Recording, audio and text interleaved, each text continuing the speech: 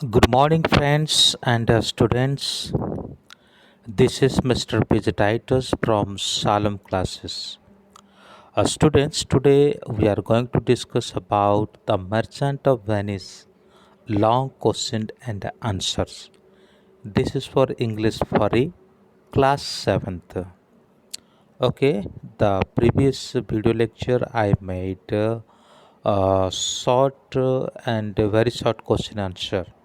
If yet you couldn't watch, so you can watch them also. So, students, before going to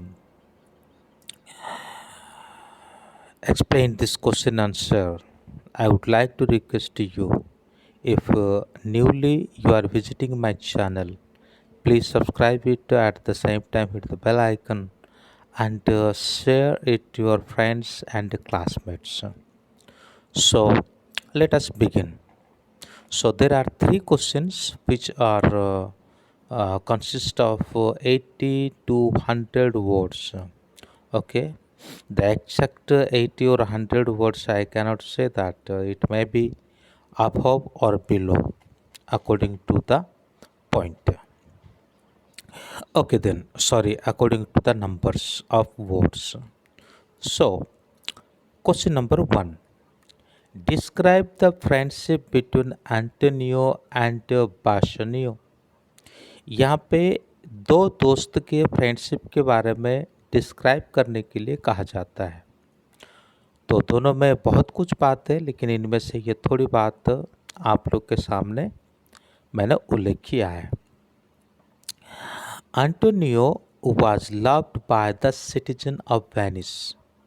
Antonio Venice में जितने भी लोग थे उनके द्वारा, मतलब सिटी के जो लोग थे, जो सिटीजन थे वेनिस में, वो उसे बहुत प्यार करते थे क्योंकि वो एक उदार दिल वाला व्यक्ति भी था।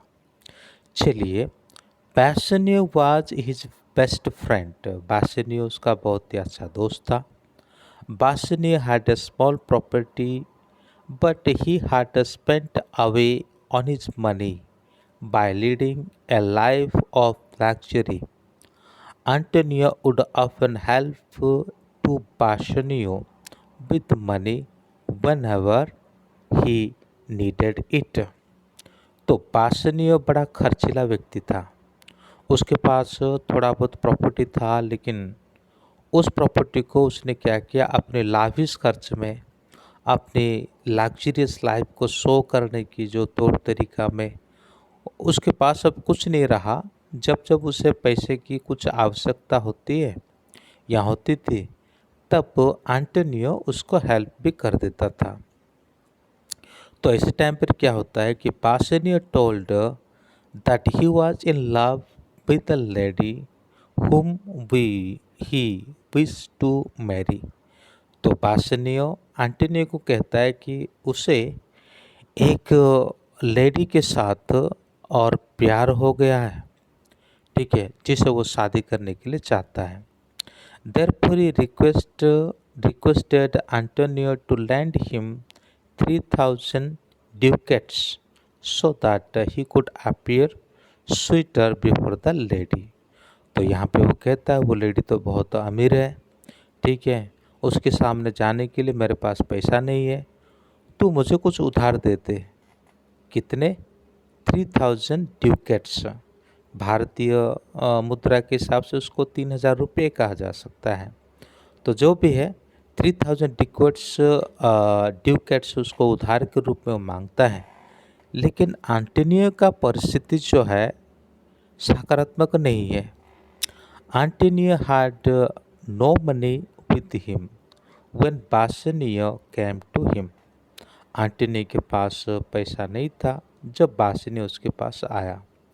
Antonio was expecting ships to return with goods for sale, so he went in order to borrow money from Shylock।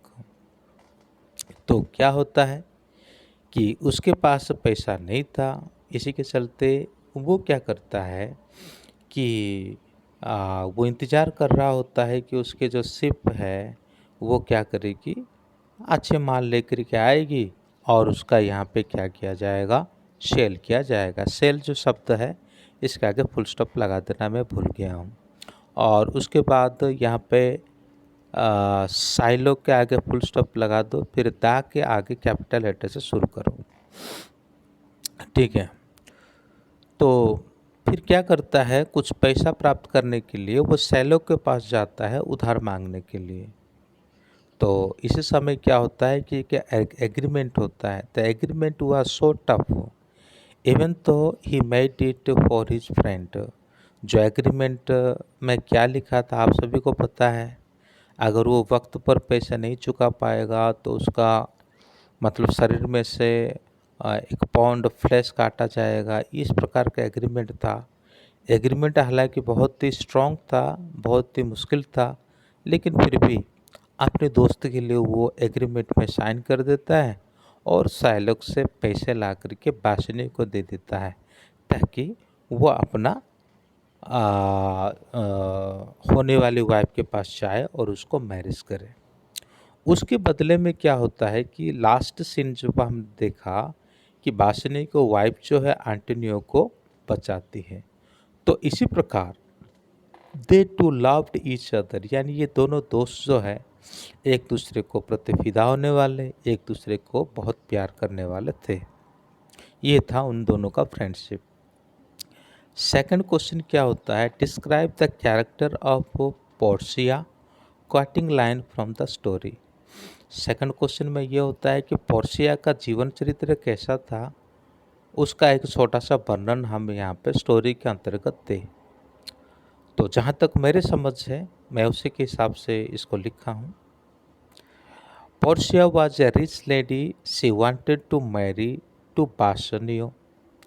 Portia एक बहुत ही रिच लेडी थी और जो बासनियों को प्यार करती थी उसको शादी करने के लिए चाहती थी। She was so simple and gentle and so dedicated to her husband even though she was so rich but had no proud. वो बहुत ही जेंटल और सुशील, साथ ही साथ समर्पित लेडी थी अपने हस्बैंड के प्रति। जबकि उसके पास काफ़ी सारा धन था लेकिन उसके अंदर कोई प्राउड नहीं था, कोई घमंड नहीं था, क्योंकि उसके धन संपत्ति के हिसाब से देखा जाए तो बासनी के पास तो ऐसा कुछ भी नहीं था। इस हिसाब से वो काफ़ी प्राउड भी कर सकती थी। She gave all her possession to her husband. इसका अर्थ इस प्रकार है, जब मुसीबत आता है एंटोनियो के पास तभी वो कहती है कि जल्दी जल्दी मुझे शादी कर दो और कानूनन के रूप में मेरा सारा जो पोसेशन है, संपत्ति है, तुम्हारा अधीन में हो जाएगा, फिर तुम्हें उसे लेकर के अपने दोस्त को छुड़ा लेना। She was so clever and intelligent, she was so thoughtful, well known lady, है ना। वो बहुत ही क्लेवर थी, इंटेलिजेंट भी थी, साथ ही साथ बहुत ही थॉटफुल भी थी, एक जानी मानी महिला भी थी।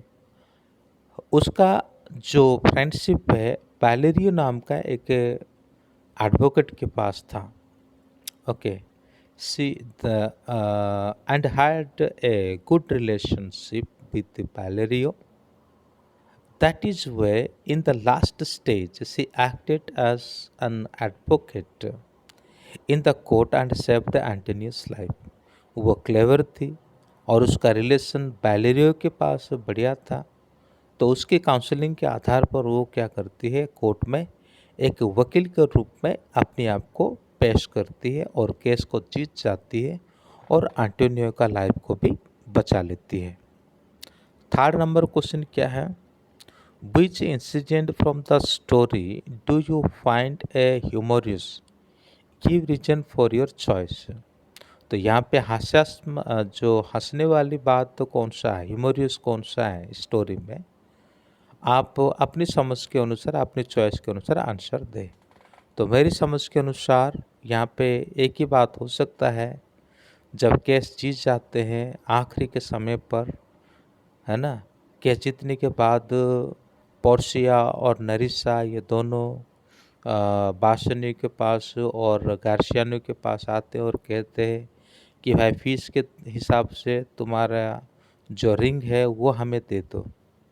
वो जबकि उनको पता था, उनकी वाइफ जो है उनको स्ट्रिक्टता से कह रखी थी कि ये रिंग को कभी किसी को नहीं देना है, यानी किसी को नहीं देना है, मतलब किसी को नहीं देना है। लेकिन क्या करते, वो दोस्तों की जान बचाया है, इसलिए ना चाहते हुए भी वो क्या कर दिए, उस रिंग को दे दिए। फिर उसके बाद क्या होता है कि कुछ दिन के बाद ये दोनों चले जाते हैं अपने ससुराल के वहाँ पे अपनी वाइफ से मिलने के लिए।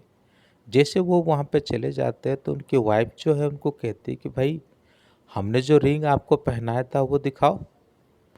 तब उनके पास कोई उत्तर नहीं होता और वो कहते हैं कि कहीं तुमने उसे किसी महिला को तो नहीं दे दिया। वो कहते हैं नहीं नहीं, हमने ऐसा किसी को नहीं दिया, बल्कि आंटोनियो का केस लड़ने के लिए जो वकील आए थे और उसके साथ जो क्लर्क आई थी, हमने उसको दे दिया था। लेकिन फिर भी बार बार कहते ये कहीं किसी लेडी को तो नहीं दे दिए। फिर बाद में दोनों मिला करके पोर्शिया और उसका जो दोस्त है जो उसके साथ थी, दोनों उसे रिंग को दिखाते हैं और रिंग को ये दोनों भी पहचान लेते हैं। तो वहाँ पे एक बहुत बड़ी हंसी और मजाक होती है। उससे पहले हमने देखा जो पर्शिया को और नरिशा को उनके हस्बैंड नहीं पहचान पाते हैं और अपने रिंग को उतार के दे देते हैं। और तभी क्या होता है कि दोनों लेडीज़ जो है वो वहाँ पे क्या करने लगते हैं, वो एक दूसरे के साथ मिल कर के हंसने लगते हैं और उसके बाद वो वैनिश छोड़ कर के अपने उधर चले जाते हैं। तो मैं आपके लिए आंसर को पढ़ता हूँ।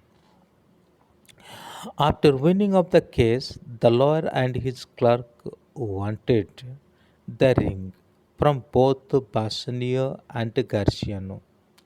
As for their fees, both of them very unwillingly gave away their rings.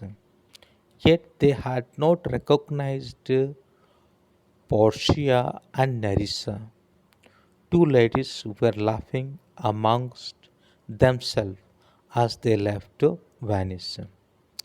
After some day, both the friends went to meet their wife, but they were asked about their rings by both wives. And both wives said that they might have given the rings to another woman, but they said they have given to those rings to the lawyer and his clerk. But after some time, both wives saw the rings, and there was a great laughing and joy. According to me, this incident was a humorous in this story. I hope you have understood this question and answer. Okay, if you have any requirement, please comment me. I would be glad to help you in different way. Thank you. May God bless you.